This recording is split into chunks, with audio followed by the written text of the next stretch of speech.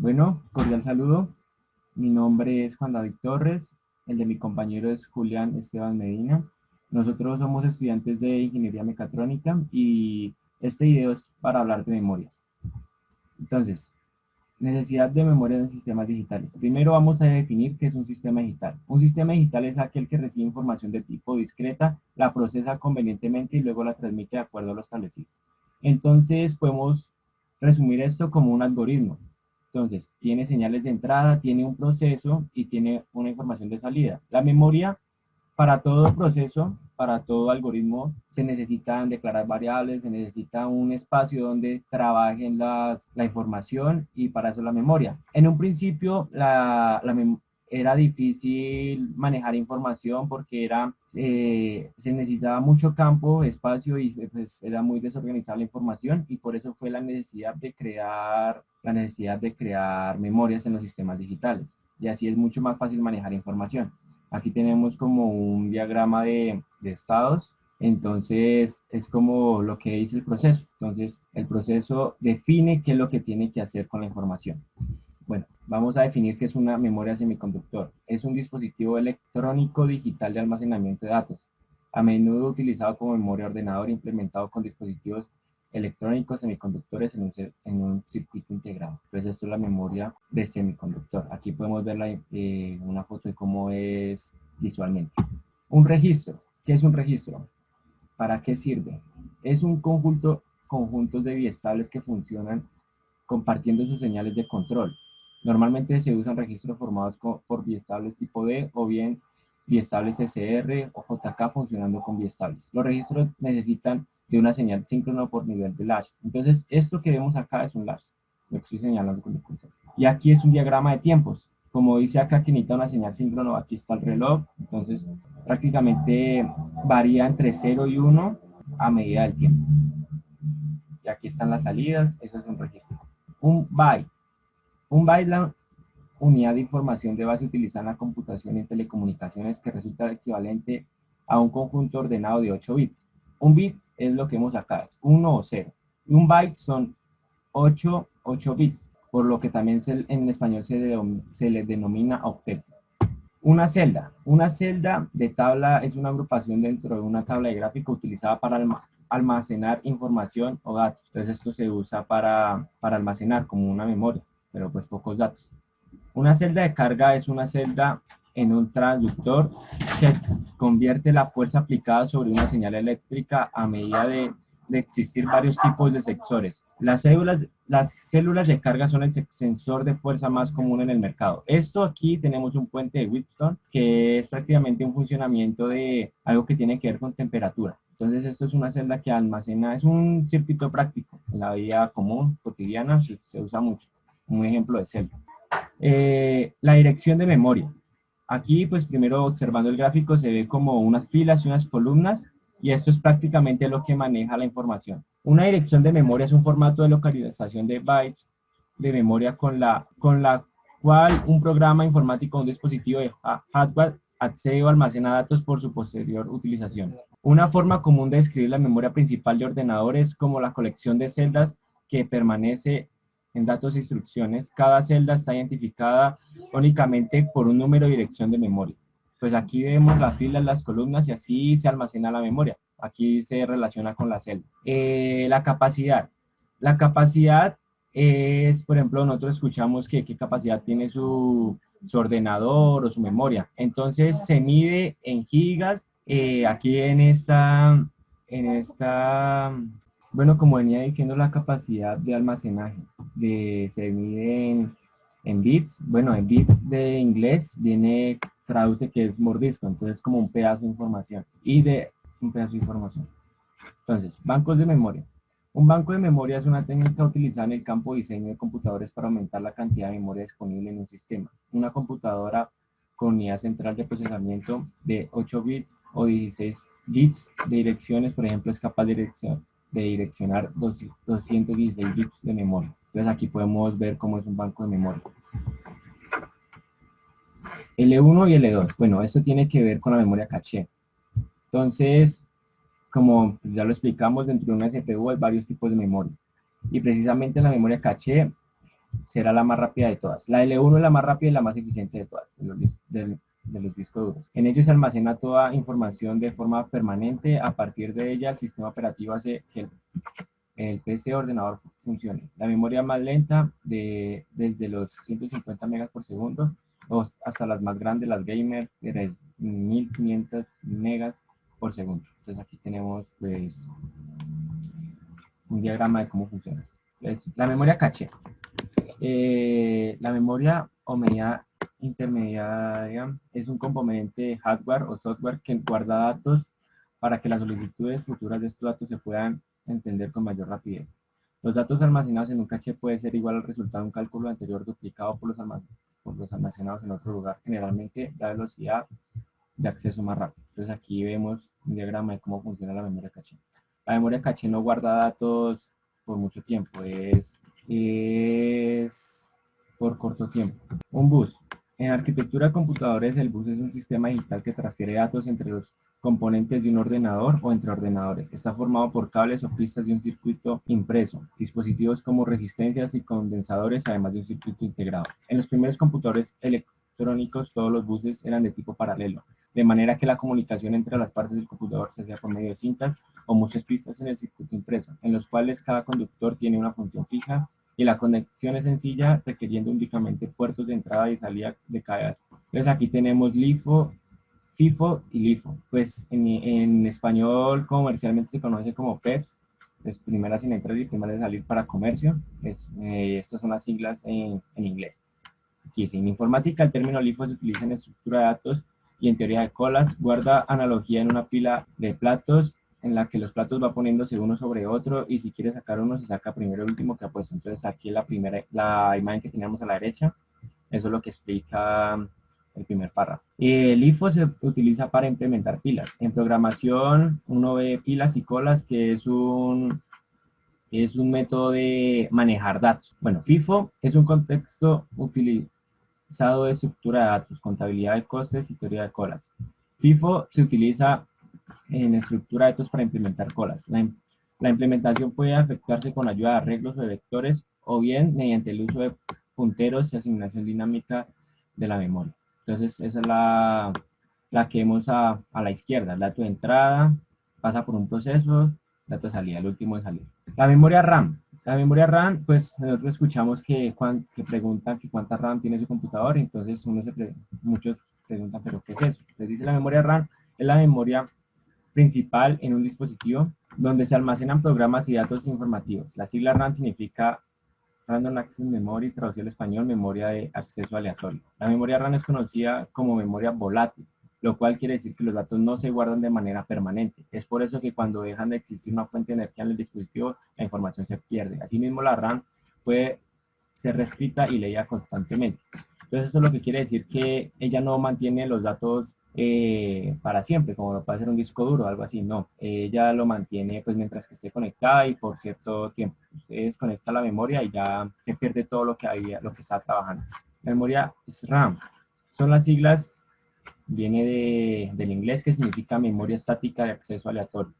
Para nominar este tipo de tecnología, la RAM basada en semiconductores capaz de mantener los datos mientras siga alimentada sin necesidad de circuito de refresco. Entonces aquí tenemos una memoria RAM. Entonces la DRAM, bueno, como las siglas viene del inglés, eran las primeras como lo que ahorita ya conocemos como RAM para manejo de computadores y ordenadores. Para nominar a un tipo de tecnología de memoria RAM basada en condensadores, la cual se pierde en su carga posesivamente, necesitando de un circuito dinámico de refresco que cada cierto periodo revisa dicha de carga y la propone en un ciclo de refresco. La memoria ROM. Esta memoria es conocida porque lo que ya tiene no se puede modificar. O sea, pues lo que dice el significado es que es de solo lectura. También conocida como ROM, es una de medio almacenamiento utilizado en ordenadores y dispositivos que permite solo la lectura de información y no su escritura, independientemente de la presencia o no de energía. Entonces, mientras que esté conectado o no esté conectado, siempre va a tener lo mismo y no se puede modificar. Los datos almacenados en la ROM no se pueden modificar, o al menos no de manera rápida o fácil. Se utiliza principalmente para contener el firmware programa que estrechamente ligado al hardware, específico y poco probable que requiera actualizaciones frecuentes. Otro contenido vital para el funcionamiento de dispositivos como los programas que ponen en marcha el ordenador y se realizan los diagnósticos.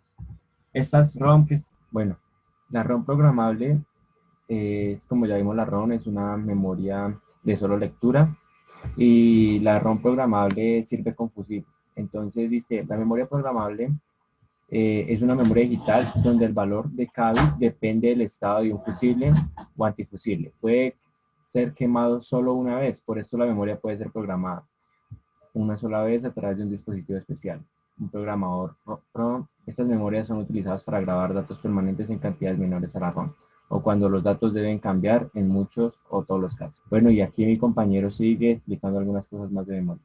Continuando, tenemos a la memoria flash.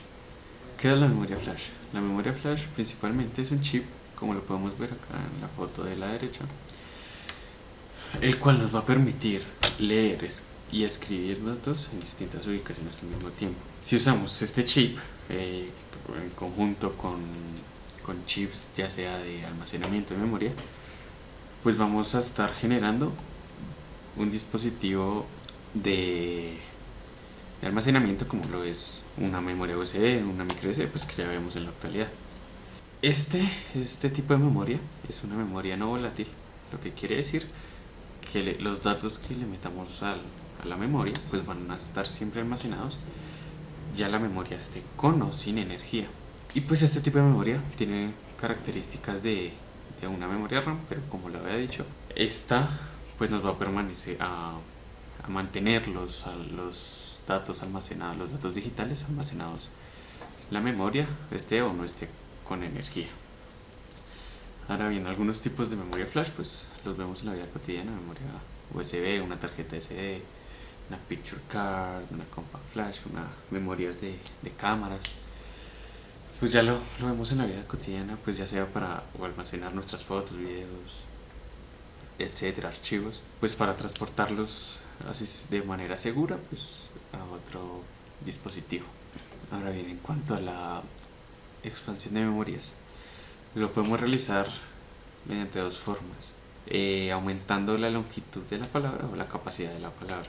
¿Qué quiere decir esto? También se puede decir que podemos aumentar la longitud de las filas y de las columnas, que sería lo mismo que la longitud de la palabra o la capacidad de la palabra.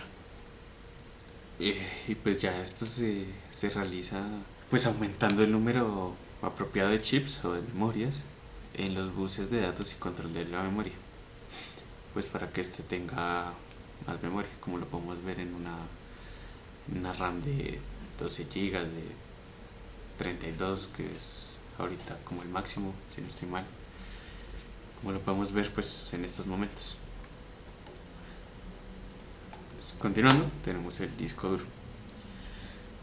El disco duro pues es un dispositivo el cual nos va a permitir almacenar datos de tipo volátil, lo mismo que las memorias flash, que nos van a mantener los datos almacenados,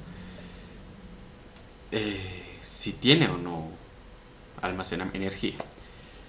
Pues este nos va a permitir almacenar tanto programas, datos, archivos, o sea cualquier tipo de información pues en este disco.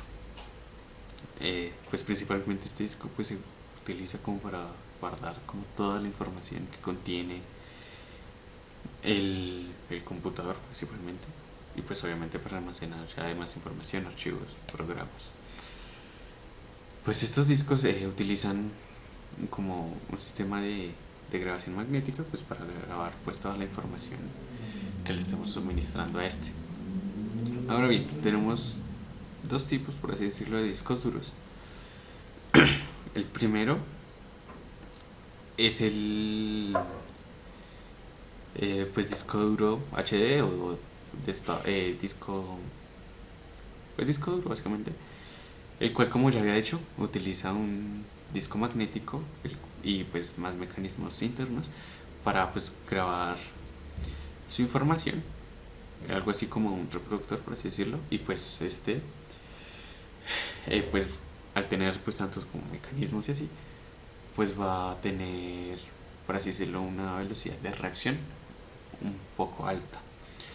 Ahora bien, pues en la actualidad ya existe un SSD o un disco de estado sólido, el cual ya no tiene nada, pues por así decirlo, mecánico, es 100% electrónico, el cual ya para pues almacenar su información va a cambiar de estado eh, sus condensadores pequeños que tienen internos, lo cual obviamente va a hacer que la velocidad del disco aumente en relación a la del disco duro. Lo podemos ver pues en la actualidad, ya que la gente pues está usando más el disco duro, el disco de estado sólido, que el disco duro, pues obviamente por su velocidad. Seguimos con el almacenamiento óptico. El almacenamiento óptico pues es una unidad electromagnética la cual nos va a permitir grabar y recuperar o leer y escribir, como ya lo habíamos dicho anteriormente, pues la información en un disco o en un CD, en un DVD, un disco, y pues la grabación de esta información se hace mediante una luz láser. Pues en estos ya pues por así decirlo los hemos dejado de usar, ya que pues existen las USB, etcétera, pero pues también nos sirven nos permiten almacenar imágenes, videos, películas, pues etcétera, pues por medio como los lectores de CD que tenemos en los computadores y etcétera. Y acá tengo un ejemplo que la capacidad más o menos de un CD es de 700 megabytes y la de un DVD pues aumenta a 4.7 gigabytes. Esto pues obviamente es un poco reducido a lo que ya estamos usando en la actualidad, como son las USBs de 36 gigas, etcétera. Por eso, digamos, podría decir que están quedando en el olvido. Ahora bien, tenemos el almacenamiento en la nube, que es una herramienta que se ha creado en la actualidad, pues para poder subir pues nuestros archivos, organizarlos mediante internet a través de una red, pues ya sea para facilidad de almacenamiento o para tenerlo en cualquier lado. Por ejemplo, subo un archivo desde internet, pero entonces ese archivo siempre va a estar ahí, entonces pues lo voy a poder, por así decirlo, descargar o visitar en cualquier lado, siempre y cuando tenga una red de internet. Eso ya lo vemos como en el Google Drive, en, en iCloud, como por ejemplo para los teléfonos, y etcétera. Y entonces, pues lo que digo, nos permite organizar nuestra información, pero en la nube, en una red, la cual la podremos obtener muy fácilmente si tenemos una red de internet o algo parecido. Ahora, por último, las jerarquías de memorias. Entonces tenemos una pirámide en la cual tenemos registros, el caché, la RAM, discos duros, CDs, discos ópticos, DVDs, que ya pues en esta exposición hemos nombrado. Entonces esta pirámide nos muestra que entre más alto esté el dispositivo, más velocidad va, va a tener, pero menos capacidad de memoria va a tener. Entonces se dice que entre más alto esté, más alto esté, pues más se va a acercar como a los procesadores de actualmente. Entonces, entre vaya disminuyendo, entonces va obteniendo más capacidad, pero se le va reduciendo la memoria, como lo podemos ver acá en el disco duro, que ya están como en una parte media entre el más alto de la pirámide, por así decirlo. Entonces vemos que su capacidad es alta, bastante alta, pero como lo podemos ver, pues su velocidad por así decirlo de reacción no es tan rápida como lo va a tener un registro o una CPU en un computador. Bueno, pues eso sería todo, muchas gracias.